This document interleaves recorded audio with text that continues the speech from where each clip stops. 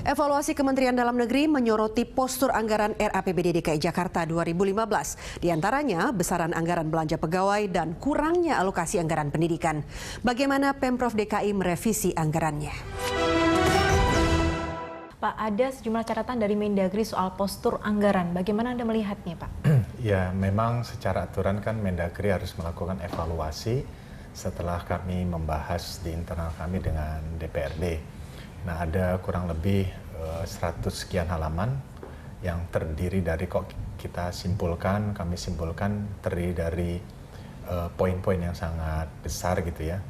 Antara lain kami harus menyesuaikan anggaran pendidikan, menyesuaikan anggaran penanggulangan banjir, terkait dengan kebersihan, terkait dengan tentunya kebutuhan mendasar masyarakat. Kira-kira poin-poin itulah yang dikupas di evaluasi Mendagri sehingga bisa menjadi executive summary kurang lebih 117 halaman ya. Di APBD 2015 juga masih ada yang dianggap oleh Mendagri itu terlalu besar seperti kunjungan dinas, kunjungan kerja, nilai TKD, terus masih ada juga uang transport ya Pak ya? Mengapa Pak? Kebijakan Pemda DKI tidak memberikan kendaraan dinas, maka dialokasikan ke tunjangan transportasi. Nah itu kami akan evaluasi besarannya. Tapi kalau tunjangan transportasi mungkin kami bisa, itu kewenangannya gubernur, kewenangannya pemerintah Provinsi DKI Jakarta, Pak Gubernur. Belanja pegawai kami kan tidak melampaui dari 30%. Belanja pegawai kami kalau nggak salah masih 21-22%. Nah itu catatan dari Mendagri dan kami akan alihkan tunjangan transportasi itu menjadi tunjangan tambahan penghasilan. Nah terkait dengan TKD kan banyak simpang siur sekarang menyampaikan ada tunjangan kinerja dinamis, tunjangan kinerja statis, itu kami akan gabungkan menjadi tunjangan kinerja yang poin-poinnya sudah kami susun bersama BKD, Badan Kepegawaian Daerah. Nah perlu diketahui untuk seluruh masyarakat bahwa kalau nanti ada TKD itu orang pegawai tidak bisa mencapai maksimum. Kalau mencapai maksimum dia harus bekerja dengan baik, dia harus bekerja dengan sekuat tenaga lah, mungkin bisa bekerja setiap hari sampai jam 10 malam baru dia bisa mendapatkan TKD maksimum. Jadi jangan dianggap bahwa kami menaikkan TKD itu lantas orang bisa mendapatkan pulang misalnya yang disampaikan oleh Pak Gubernur, camat 33 juta, tidak. Itu maksimum dia mendapatkan itu. Kalau dia kerja benar mungkin maksimumnya ya 20 juta, 22 juta. Berarti kalau sekarang banyak yang menyoroti anggaran pendidikan yang terlalu besar, pengadaan UPS yang berkali-kali lipat, itu juga tanggung jawab dari masing-masing instansi yang mengisi. Betul. Jadi untuk mengisi nilai komponen, itu ada beberapa item tahapan. Yang pertama, unit mengajukan harga satuannya dan kami isi, di sana juga ada perbandingannya lagi kan. Jadi unit itu memohon kepada BPKD berdasarkan harus ada kajian pasar. Nah, begitu itu kami input, bukan kami input di komponennya mereka loh. Kami input sekali lagi yang tadi saya katakan di foldernya harga satuan. Di situ ada 70.000 item lah, kira-kira seperti itu. Pak, dalam waktu seminggu ini apa yang akan direvisi dalam postur anggaran APBD, dan kalau Bapak melihat yang sudah dievaluasi oleh Mendagri, mana sih sebetulnya yang harusnya dipertahankan untuk ada? Semua Mendagri hampir 80% mengatakan ada kegiatan itu. Harus tetap ada maksud saya? Tetap, cuma mereka meminta menyempurnakan. Contoh, rehab gedung sekolah ada, cuma dipindahkan ke Dinas Pendidikan. Sekali lagi yang selanjutnya adalah contoh kegiatan di Dinas Kebersihan. Itu mereka mengevaluasi bukannya tidak harus ada, tetapi bisa di-switch ke tempat yang lain. Contoh, pembangunan puskesmas juga disoroti. Jadi ada beberapa yang, kalau yang harus hilang itu hanya sedikit. Apa tuh? Sebagai contoh, kemarin terkoreksi ada beberapa kegiatan pembangunan untuk dari pihak instansi samping. Itu hanya menyoroti bahwa ini setelah dibangun agar bangunan tersebut dapat dihibahkan. Itu kan bukannya tidak boleh. Tidak boleh, tetapi itu bukan menjadi bagian dari aset Pemda, tetapi itu aset mereka yang nanti setelah dibangun itu dihibahkan. Kira-kira seperti itu. Bapak, ada pencoretan soal operasional, dana operasional untuk wali kota se-DKI, Bupati Kepulauan Seribu. Apa pendapat Bapak? Jadi begini, DDN menyoroti ada 3 kalimat, fasilitasi, operasional, saya satu lagi agak lupa. Tetapi itu sebenarnya dari pihak DDN sudah menyampaikan itu dan benar. Dan saya selaku Kepala BPKAD sebenarnya sudah menyampaikan wanti-wanti, menyampaikan peringatan lah kepada para SKPD untuk tidak membuat nomenklatur operasional. Karena operasional itu konotasinya adalah contoh operasional untuk wali kota. Konotasinya adalah itu uang operasional untuk kegiatan wali kota ansih gitu loh. Nah, padahal isinya adalah, nah ini masyarakat harus tahu, padahal isinya adalah itu operasional kantor wali kota isinya adalah membayar telepon, membayar air, membayar listrik, lantas membayar gaji non PNS ada di sana. Nah, kalimat itu yang harus dirubah menjadi misalnya kegiatan peningkatan kantor. Apa yang akan dilakukan Pemprov untuk mencapai titik temu dalam pembahasan APBD dengan DPRD, Pak? Tadi udah ketemu. Jadi mudah-mudahan sama lah. Saya menginginkan ini kalau bisa juga perda dan DPRD mungkin semangatnya sama. Ya mungkin bisa sinergi untuk membangun Jakarta. Alternatif lainnya kalau misalnya memang mentok?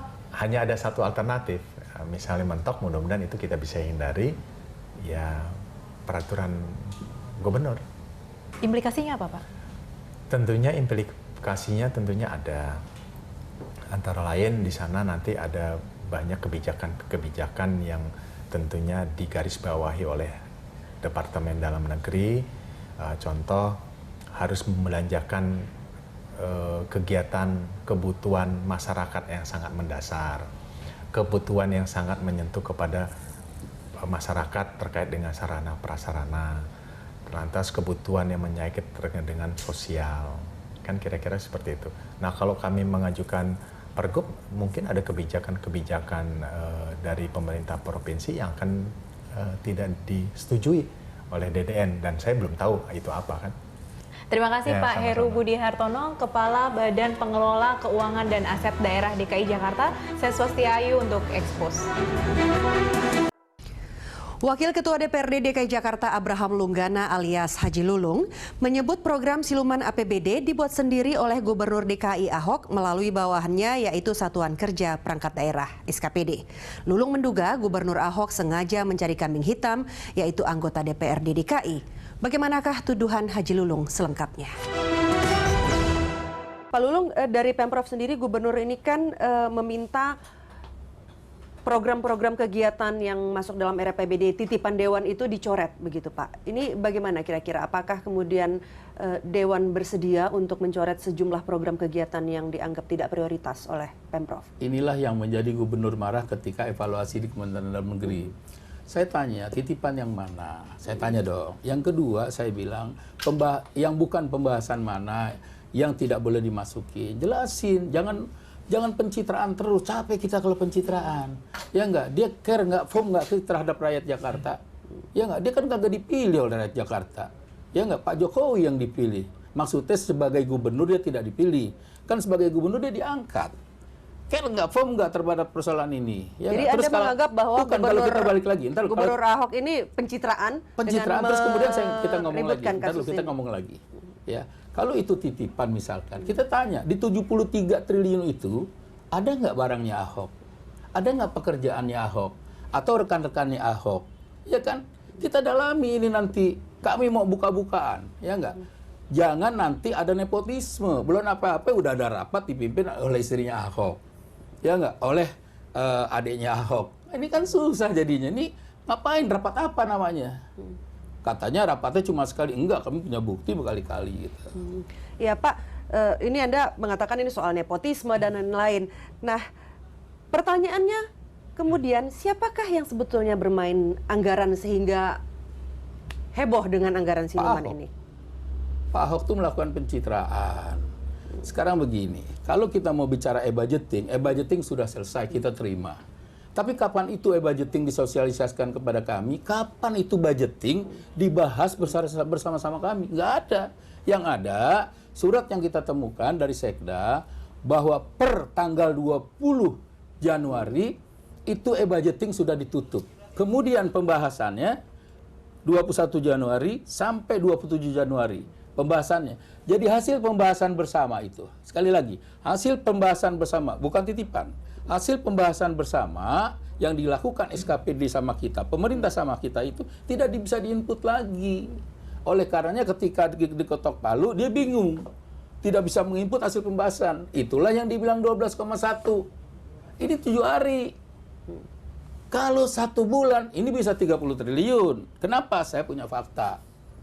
Apa yang disampaikan oleh Pak Ahok itu ke Menteri Dalam Negeri, ini yang dilarang oleh Kementerian Dalam Negeri 30 triliun. Saya punya bukti sekarang. Pak Lulung, tadi Anda mengatakan Ahok lah kemudian pihak yang bermain anggaran. Apakah yang Anda maksudkan ini adalah SKPD yang kemudian membahas rencana anggaran dengan anggota dewan? Sekarang begini, kalau misalkan SKPD itu siapa sih? Siapa sih di atas SKPD? Kan gubernur. Terus lelang harus ada SPD, harus ada persetujuan dia, baru keluar duit. Saya bilang jangan bermain dengan pencitraan lah. Ayo membangun Jakarta yang lebih baik, saya bilang. Anda mau jadi presiden, nggak dihalangin. Ayo silakan, orang setiap warga negara punya hak sama dalam pemerintahan kok. Ya, tapi kan ini tidak bisa asal tuduh saja, Pak. Misalnya... Ya dia juga nggak boleh dong tuduh, makanya kita lapor ke Barreskrim. Ini sudah posisinya main tuduh-tuduhan ini, siapa yang bermain anggaran. Yang duluan siapa? Yang duluan kan Pak Gubernur. Ya nggak? Ada uang siluman, nggak bisa ada buktiin sampai sekarang. Orang era PBD masih dibahas, masa ada uang siluman? Lucu kan? Kemudian dia menjudge kami. Kami kan punya keluarga, kami hidup di tengah masyarakat. Dia enak aja ngomong. DPRD maling, jegal, korupsi. Coba, kan nggak baik dong begitu. Itu juga membuat ketersinggungan terhadap semua. Makanya kalau Anton Medan bilang 106 itu dia bingung, ya karena dihina, difitnah kan gimana. Oleh karenanya kami melaporkan soal fitnah itu. Kemudian tuduhan dia terhadap korupsi di 73, sekian 2015 nggak bakal ada, sampai mati nggak bakal ada. Orang hari ini juga masih kita bahas, yang ada korupsi kagak ada, fitnah ada gitu. Pak Lulung, tadi Anda katakan ini kan korupsi yang dituduhkan dan belum terjadi begitu. Yes. Nah, bagaimana kemudian dengan APBD 2014 seperti yang diributkan selama ini UPS? Anda sendiri kan merupakan Ketua Komisi Bidang Pendidikan. Bukan ketua, koordinator di atas ketua. Koordinator di Komisi Pendidikan begitu. Yes. Ada juga yang menyebut Pak Lulung ikut bermain. Konfirmasi Pak Lulung. Top. Jadi kalau Ahok bilang, orang banyak bilang Ahok bilang mengklaim bersih, saya kagak pernah diklaim sama orang bersih. Jelambar kampung mesti ada gambar, ada bukti. Tuh kalau saya ya, es kemong pakai roti kalau ngomong hati-hati. Ya. Bukan, pokoknya saya apresiasi. Saya dorong itu, saya mengerti karena kita bahas. UPS itu saya mengerti itu ada dalam pembahasan karena usulan daripada eksekutif, bukan usulan kami. Kami tinggal apa artinya menyelesaikan ya, menerima, ketok palu sudah. Kalau nanti di perjalanan, boleh catat hari ini, kalau yang namanya Haji Lulung kena UPS, rame-rame, bukan digantung di Monas, usir aja dari Indonesia. Kalau saya, ya nggak malu, ya nggak bakal saya terlibat. Ngomong UPS saya USB. Tapi sekarang tidak USB lagi ya Pak Lulung? Tidak, karena memang saya kagak ngerti gitu. Ya makanya dibilang jelaman kamu mesti ada gambar, ada bukti gitu. Es kemong pakai roti, kalau ngomong hati-hati gitu. 2 tahun lebih ini kita nilai Ahok ada 2P. Prestasi atau perilaku. Please, prestasi apa perilaku? Perilaku. Semua orang bilang Ahok ngomongnya nggak baik. Ahok mengganggu ketentraman. Kenapa? Tidak pakai etika dan norma. Tapi 73 triliun itu juga tidak semuanya penerimaan kan Pak? Itu kan juga ada pembiayaannya. Justru kita defisit 20 triliun. Coba silpa kita berapa? Silpa kita 20 21 triliun kita bantuin aja jadi 8,9 sekarang.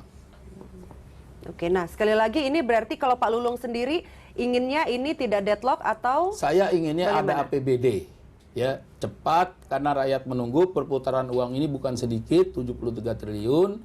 Ini sekarang pengusaha-pengusaha mitra-mitra pemerintah daerah ini karyawannya mati semua, bukan saja karyawan Pemda yang ngutang, yang mau beli susu ngutang, jual motor segala macam kan kasihan. Artinya bagaimanapun DKI Jakarta harus memiliki APBD paling tidak April 2015. Ya, harus. Kita akan tunggu bagaimana kemudian ujung pembahasan RAPBD antara DPRD dan Gubernur. Mungkin kalau dibilang kita mau deadlock mungkin dari mereka kali. Nggak ada kita tujuan deadlock. Ya, saya baru dengar ini. Ya, kita akan tunggu bagaimana kemudian ini ujungnya. Ini bagus sekali Pak Ahok pencitraannya, luar biasa deh. Karena TV punya dia semua. Oke. TV kita bukan punya Pak Ahok. Pak Lulung. Saya kagak nyinggung TV satu nggak. Ya, Pak Lulung terima kasih telah berbincang dan berbagi informasi bersama kami. Selamat bekerja Pak Lulung. Makasih. Terima kasih. Aduh, Ya, pemirsa demikian ya. pembicaraan dengan Wakil Ketua DPRD DKI Jakarta Abraham Lunggana. Saya Rika Amro untuk Berlarutnya kisruh APBD DKI Jakarta merugikan banyak pihak. Di antaranya ratusan pekerja harian lepas di kawasan Monas dan Tugu Proklamasi belum menerima upah hampir 3 bulan terakhir.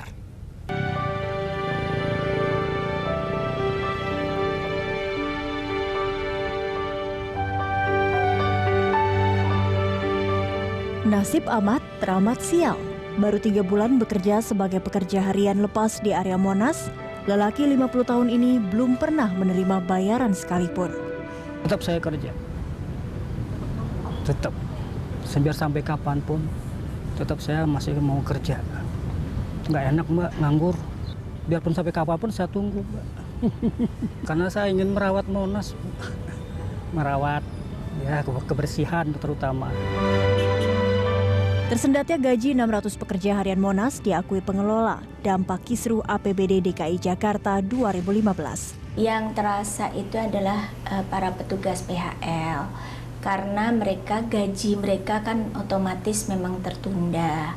Untuk PHL kantor kawasan ini mengenai keamanan maupun kebersihan itu totalnya sekitar 600 orang. Monas kebetulan kita mengelola Monas dan Tugu Proklamasi. Lalu sejak Januari sampai dengan Februari ini, makanya mudah-mudahan di pertengahan Maret ini sudah keluar ya, sehingga kita bisa memberikan kepada mereka full 2 bulan dan itu langsung masuk ke rekening mereka masing-masing melalui Bank DKI. Totalnya adalah 2.700.000 sesuai dengan UMP DKI.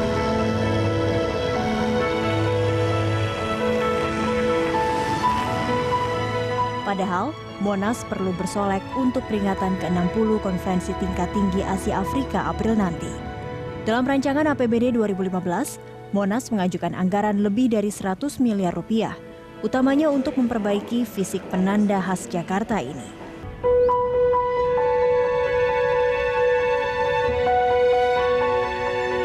Sama seperti Ahmad, Jami dan 49 rekannya sudah berikhtiar membersihkan area Monas sektor barat sejak pukul 5 pagi. Wanita asal Purwodadi, Jawa Tengah ini sudah 6 tahun menjadi pekerja harian lepas Monas. Semangat wanita 45 tahun ini tak kendur, walau belum menerima 1 sen pun dari gajinya sejak awal 2015. Ya pokoknya udah ini 2 bulan ini lebih 13 hari, yang 13 hari biasanya kan ikut bulan depan, tapi yang belum dibayar full itu cuma 2 bulan. Agar dapur tetap ngebul, Jami mengandalkan kerabat. Ia juga terpaksa berhutang sana-sini agar bisa membayar kontrakan di Tanah Abang, Jakarta Pusat Rp300.000 per bulannya. Untuk sementara, ia absen mengirim uang untuk anak sulungnya di kampung. Ya kita ngutang sama ini ada bude di situ, dia punya kalung ada 5 gram, saya pinjem dulu, ntar kalau udah gajian baru diganti gitu aja. Ya kita mah namanya orang pekerja ya berdoa aja mudah-mudahan cepat turun gitu biar cepat digaji. Ya namanya kita kan kebutuhan banyak, punya anak sekolah gitu kan, bayar kontrakan apa, makan apa, jajan kan ini ya mudah-mudahan aja yang dari atasan pada yang ngerti biar cepat turun gitu aja biar cepat digaji.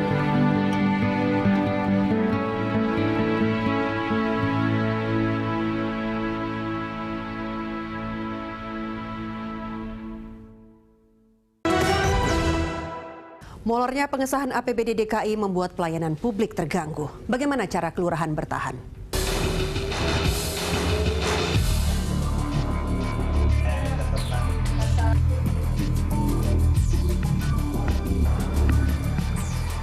Tiga bulan terakhir, kantor kelurahan di DKI Jakarta tidak menerima dana operasional karena kisruh APBD yang tak kunjung selesai. Adakah pelayanan masyarakat yang terganggu?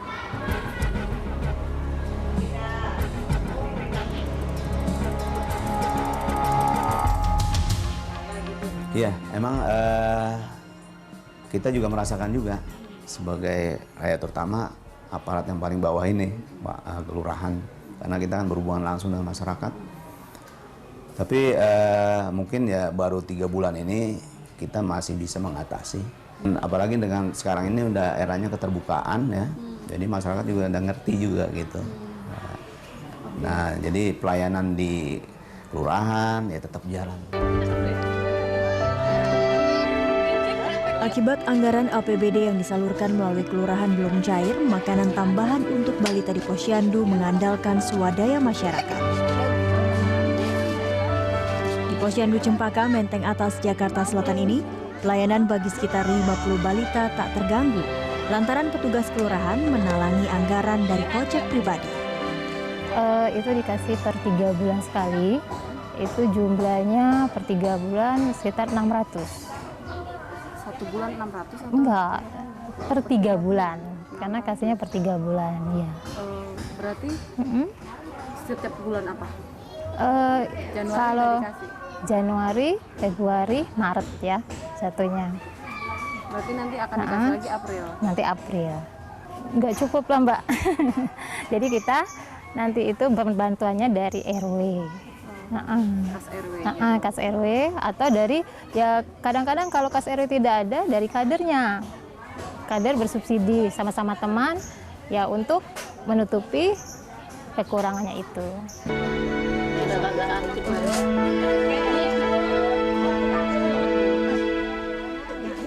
Begitu juga pelayanan kesehatan bagi para lansia di Menteng Atas. Inisiatif masyarakat menggerakkan lingkungan-lingkungan di Jakarta.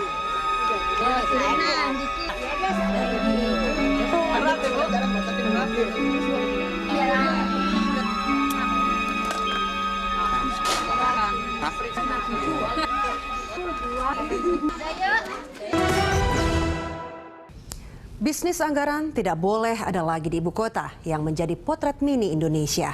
Lewat teknologi penganggaran elektronik alias e-budgeting, permainan anggaran bisa ditekan, asal Anda warga Jakarta ikut mengawasi.